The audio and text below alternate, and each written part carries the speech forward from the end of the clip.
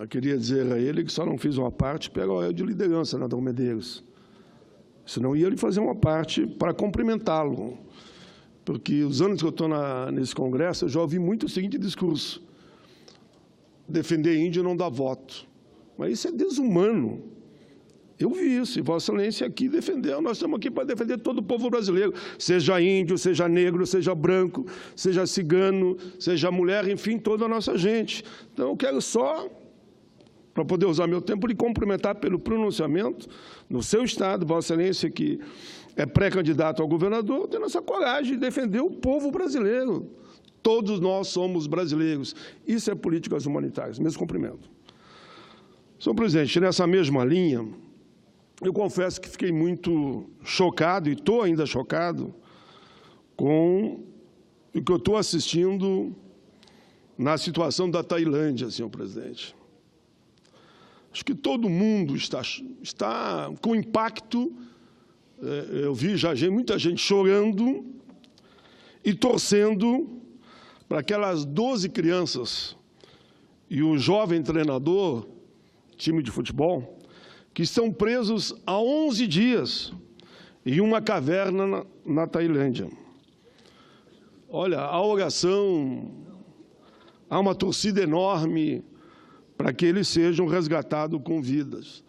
Agora, falam que vão perfurar a montanha, estão preocupados que pode desabar, os mergulhadores estão chegando onde as crianças estão, já chegaram, claro, mantimentos, mas como tirar as 11 crianças de lá, se nenhum sabe nadar? E aí, senhor presidente, ao mesmo tempo que eu comento que é uma situação que emociona a todos, fica aqui a minha solidariedade a todas as famílias, amigos e, naturalmente, pais, mães dessas 11 crianças e o jovem treinador. Mas enquanto eu olhava aquela cena e confesso que a voz tremia, que eu queria comentar com quem estava vendo comigo, eu fiquei olhando para aquele momento e aquela simbologia, o que está acontecendo com as 12 crianças na Tailândia, e tem a ver com milhões de crianças no mundo, senhor presidente. Hoje, mais de 800 milhões de pessoas sem comida ao redor do mundo. Talvez o mundo olhe na linha que o senador Medeiros aqui fez, calcule o que é aquelas 12 crianças ali, há tantos dias. É bom lembrar que dessas 800 milhões de pessoas sem comida ao redor do mundo, sendo uma em cada 4, 200 milhões, é uma criança com menos de 5 anos de idade. Os dados são do relatório A Súplica pela Fome, da Oxfam, confederação que atua em mais de 100 países em busca de soluções para o problema da pobreza e da injustiça. Os países que mais sofrem de desnutrição, são aqueles envolvidos em confrontos armados, ou seja, na guerra. Conforme a Unicef, 22 milhões de crianças passam fome e 1,4 milhão estão em risco iminente de morte no nordeste da Nigéria, Somália, Sudão do Sul e Iêmen, devido à nutrição aguda, se encontram na mesma situação. Ao olhar essas 12 crianças, eu olho para o mundo e olho também para o Brasil. E lembro que grande parte dessas crianças que passam fome estão fora da escola, doentes, e vivem como vítimas de um deslocamento forçados. Olho para o Brasil, sim, olho para o Brasil. Conforme a Fundação Abrinq, dentre a população brasileira de 0 a 14 anos, 40,2% se encontram em situação de pobreza, ou seja, passam fome. O percentual corresponde a mais de 17,3 milhões de crianças pobres, adolescentes, no Brasil. Quando eu olho aquela cena, eu trago o olhar, a minha emoção e a lágrima que cair também para o Brasil e para o resto do mundo. Essa pesquisa tem como base a Pesquisa Nacional por Amostra de Domicílio, realizada pelo IBGE, Instituto Brasileiro de Geografia e Estatísticas. O que nós estamos fazendo com as nossas crianças? A região Norte e Nordeste concentra os maiores índices de crianças e adolescentes em situação de pobreza. Veja bem, os dados no Brasil são alarmantes. Que essa simbologia lá acorde os governantes também do nosso país. Repito, os maiores índices de crianças e adolescentes em situação de pobreza estão no Norte e Nordeste, com 54% a 60,6% de jovens nesta condição. Eu mesmo li os números e digo, mais que a metade dos jovens estão nessa situação. Percentuais menores ainda aparecem nas regiões Sudeste, 27,8%, Centro-Oeste, 28,4%, Sul, 23,1%. São consideradas pobres as famílias com renda até meio salário mínimo per capita. Senhoras e senhores, há milhões de crianças e jovens em todo o mundo que vivem em cavernas. Estamos todos rezando, torcendo para que aquelas 12 crianças sejam libertadas daquele cárcere, infelizmente, da caverna que alagou e eles não têm como sair. Que milhões de crianças com fome saiam da miséria, da subnutrição, das doenças e das guerras, como no fundo estão lá aquelas crianças. No Brasil, tudo isso não é diferente, repito, fome, miséria, subnutrição, tráfico de drogas. Nós estamos fazendo o dever de casa? Que país, afinal, é esse que não cuida da sua juventude e das suas crianças? Fica aqui, senhor presidente, o meu voto de total solidariedade a essa situação que se encontram as crianças presas lá na Tailândia. Aproveitei para refletir um pouco como nós tratamos as nossas crianças no planeta Terra. Senhor presidente, queria ainda, aproveitando o tempo, já que eu vim cedo para cá, e diversos oradores usaram um tempo bem maior do que 10 minutos ou por 15, que eu pudesse comentar um pouco, senhor presidente, nessa mesma linha ainda, a questão da violência. E vou pegar o meu estado. A segurança tornou-se um problema seríssimo em todo o Brasil. Não é só no Rio de Janeiro, não é só no Acre, não é só no Ceará. Por exemplo, eu falo do meu Rio Grande. As páginas dos jornais, chamadas de rádio e televisão, têm entre os seus temas principais, até para chamar a atenção, a violência. Hoje, claro que o Brasil vive a Copa do Mundo, o mundo vive a Copa do Mundo. Aí estão as manchetes da Copa, mas também manchetes de assaltos, de roubos, mortes, chacinas, agressões e tráfico de drogas, que falei antes e repito de novo. A cidade de Porto Alegre, infelizmente, é destaque nesse contexto, recebendo os holofotes cinzentos das estatísticas sobre criminalidade. A capital gaúcha, senhor presidente, é a 39ª grande cidade onde mais se mata no mundo, em termos relativos, num ranking encabeçado pelas cidades do México, Venezuela e pela nossa Natal, aqui no Brasil. O Instituto Cidade Segura, presidido pelo sociólogo gaúcho Marcos Rolim, que foi um grande deputado federal, recentemente publicou um estudo sobre o tema da segurança em Porto Alegre, a primeira pesquisa de vitimização. É um trabalho muito interessante. Como diz o nome, parte das experiências das vítimas, o que abre outra perspectiva, complementando, assim, as estatísticas da própria Secretaria da Segurança Pública. Os números do estudo são assustadores. Uns falam estarrecedores. Por exemplo, 32,5%, quase um terço dos residentes da capital, com mais de 16 anos, já foram vítimas de roubo pelo menos uma vez. Nos 12 meses anteriores à pesquisa que foi divulgada em outubro de 2017, os roubos atingiram 14,7% dos residentes com mais de 16 anos, cerca de 170 mil pessoas. E vejam que a estatística não inclui aqui roubo de carro, que responde a uma dinâmica diferente.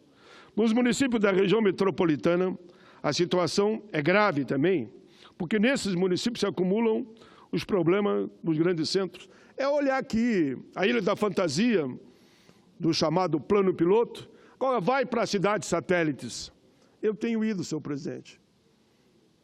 Tenho conhecido cidade satélite uma por uma. É assustador a violência. Mas voltamos de novo ao meu estado.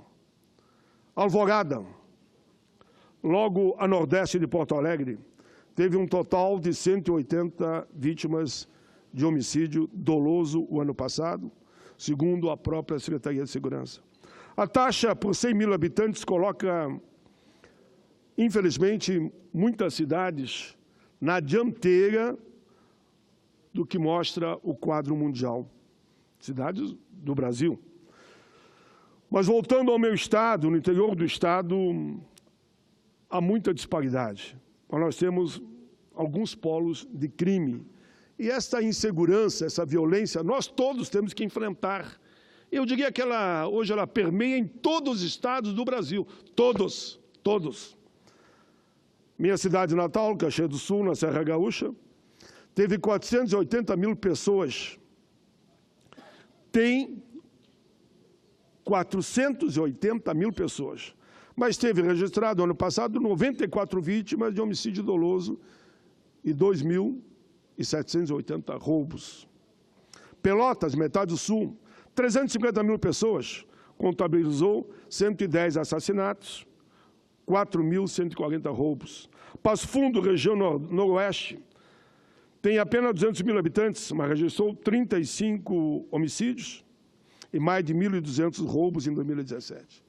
Esses números, presidente, da grande Porto Alegre e do interior, são expressivos, mas e muito subestimados ainda, porque não contam os casos não notificados. Partem do registro na secretaria e não da experiência das vítimas, como se fez no estudo da capital. Não há dúvida, senhor presidente, que isso está acontecendo em todo o país. O caso do Rio de Janeiro é o mais simbólico de todos. Intervenção militar e a violência continua igual. Igual, não vou dizer que aumentou, mas continua igual. Há muito tempo que nós somos tomando emprestado uma analogia bastante comum nesse contexto, uma janela quebrada. Não é por acidente, nem é de noite para o dia que um cidadão comum acaba sendo agredido pela criminalidade. Geralmente é quando, premido pelo frio, o meu estado é muito frio, apertado pela fome, comovido pela carestia de seus entes queridos, o indivíduo diz sim às demandas a quem em outra circunstância eu sei que diria não. E embarca no nau do crime, a mesmo que tanto estrago provoca antes de afundar no oceano das vidas que poderiam ter sido salvas, e muitos, aí que descambam pelas drogas. Senhor presidente, quando buscamos as origens da violência em todo o Brasil, nós vemos que elas remontam a temas comuns. Eu falo aqui do desemprego que aumenta de 14 milhões, era 12, virou 14, agora a última do IBGE, entre o emprego precário, o bico, os 5 milhões que desistiram de procurar emprego, somando tudo, nós vamos encontrar 27 milhões de pessoas nesta situação. Eu falo da falta de uma educação que dê no mínimo ensino técnico na nossa gente. Apresentei aqui o Fundep, que é um fundo de investimento para o ensino técnico profissional. Eu sei, porque esse é o meu berço, o quanto é importante o ensino técnico para você conquistar um posto decente no mundo do trabalho. Mas primeiro não aceitaram o Fundep, depois criado o Pronatec e agora acabaram até com o Pronatec. Senhor presidente, são questões sociais importantes. Se nós não enfrentar a questão da educação, da saúde, da segurança, nós estamos permitindo que mais jovens embalem, infelizmente, nessa onda do crime. Na verdade, é mais um beco sem saída, como a maior parte deles acaba descobrindo só quando ele acaba vendo que é tarde. Por isso, meu presidente, é preciso... Eu estou falando do Rio Grande aqui em parte, mas estou mostrando que isso é o Brasil. Até hoje, os terríveis efeitos da crise, agora acentuados pela política econômica recessiva, chegam cada vez mais aos lares do nosso povo e da nossa gente. Com o ajuste sazonal, o PIB do Estado no terceiro trimestre de 2017, sobre o qual constam os dados mais recentes da nossa Fundação de Economia e Estatísticas, regrediu em 1,4%. Deixa eu só concluir esse raciocínio e passo em seguida a Vossa Excelência, senadora. Ok? Só vou concluir. Avançando, que quero garantir a parte da senadora. No tema da educação, nós vemos que esse tema está cada vez mais sendo deixado de lado em todo o Brasil. E todos nós sabemos que na vida pública, que não há projeto nenhum de nação se tu não investir na educação. Senhor presidente, eu queria, ainda para concluir, comentar que recentemente o governo do Estado do Rio Grande do Sul inaugurou um sistema de segurança integrada, por meio do qual pretende coordenar os esforços de estados e municípios. Eu quero aqui, não só da base do governo do Estado, mas quero desejar, mas com muito carinho mesmo, com muito sentimento e com muita verdade, eu desejo toda a sorte a essa política que o governo do Estado está iniciando.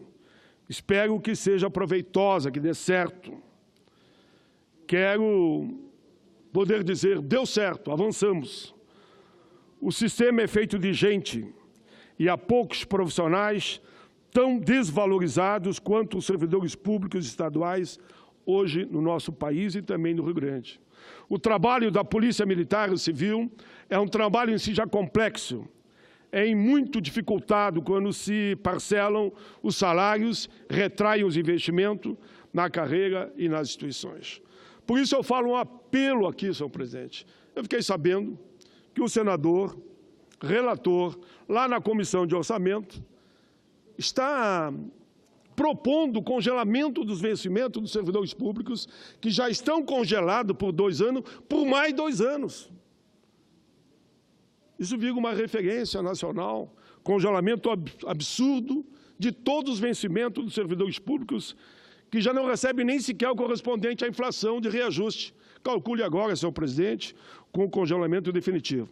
Eu estou concluindo para passar para a senadora. Outra questão rápida, os aprovados no último concurso da Superintendência de Serviços Penitenciários, SUSEP, estão enfrentando uma verdadeira luta pela nomeação, e não é só eles, outros tantos concursados, a indústria do cursinho, como dizem, estuda, se prepara, vai, faz teste, passa e depois não chamam. Aliás, nomeação justa e necessária. A última.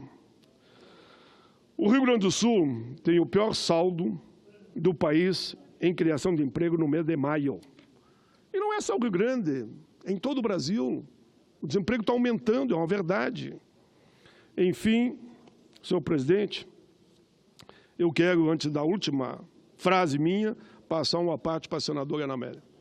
Senadora Ana Amélia, só quis concluir o pensamento, faço questão de sua parte. Senador Paulo Paim, eu ontem, quando vi as cenas, que foi o primeiro tema referido por Vossa Excelência, lá da Tailândia, porque eu conheço a Tailândia, e o lugar onde essas crianças entraram é um lugar de difícil acesso, de difícil saída.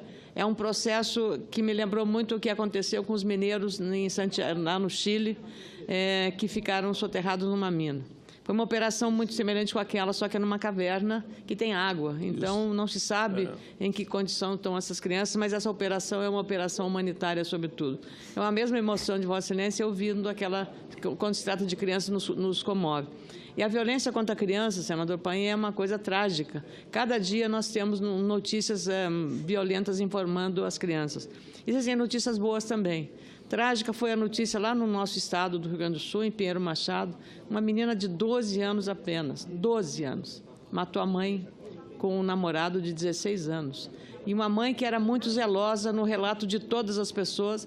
A escola ficou chocada, a comunidade toda chocada, uma comunidade pacífica na zona sul do nosso estado. Então, realmente, essas tragédias familiares nos remetem a que tipo de relação, como é que as crianças estão convivendo com essa questão, a violência, como é que ela está chegando nos rincões mais longínquos do nosso país, do nosso estado.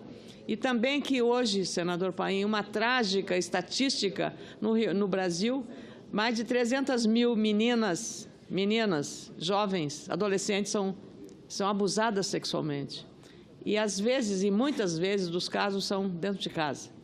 E isso é uma coisa terrível também. Isso, o número de casos que vem, digamos, exatamente. Para nós outros. E isso, eu queria, por isso, saudar nesse registro, porque foi demandada por um dos líderes, ou dos, digamos, apoiadores, um filantropo, conhecido do Dr. Eli Horn, que lidera ou que mantém o Instituto Libertas, que trabalha exatamente comprometido para tentar mitigar, resolver esse grave flagelo social que envolve o abuso sexual e a violência sexual contra essas adolescentes.